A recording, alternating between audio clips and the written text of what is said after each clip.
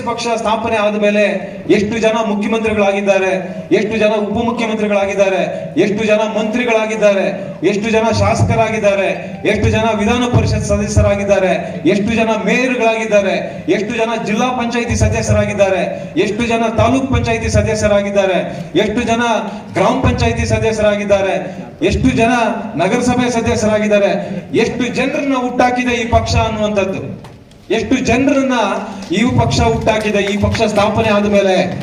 ಅದರ ಪಕ್ಷದಿಂದ ಯಾರಿಗೂ ಕೂಡ ಇದೊಂಥರ JDS ಪಕ್ಷ ಅಂದ್ರೆ ಒಂದು ಫ್ಯಾಕ್ಟರಿ ತರ ಆಗ್ಬಿಟ್ಟಿದೆ.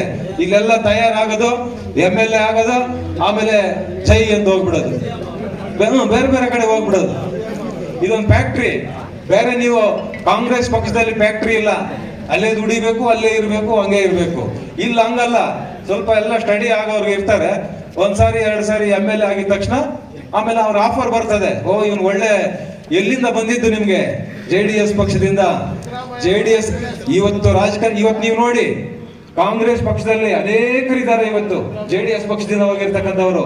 ಇವತ್ತು ನೀವು ಭಾರತೀಯ ಜನತಾ ಪಕ್ಷದಲ್ಲಿ ನೋಡಿ ಅನೇಕರು ಇವತ್ತು ಇಲ್ಲಿಂದ ಬೆಳೆದು ಹೋಗಿರ್ತಕ್ಕಂಥವ್ರು ಇದ್ದಾರೆ. ಇದು ಒಂಥರ ಫ್ಯಾಕ್ಟ್ರಿ ತರ ಆಗ್ಬಿಟ್ಟೈತೆ. ಫ್ಯಾಕ್ಟ್ರಿ ಆಗ್ಬಾರ್ದು. ನಾವು ಜೀವಂತವಾಗಿ ಈ ಪಕ್ಷ ಉಳಿಬೇಕು ಅಂತ ಹೇಳಿದ್ರೆ ನಿಮ್ಮಂತ ಕಾರ್ಯಕರ್ತಗಳಿಂದ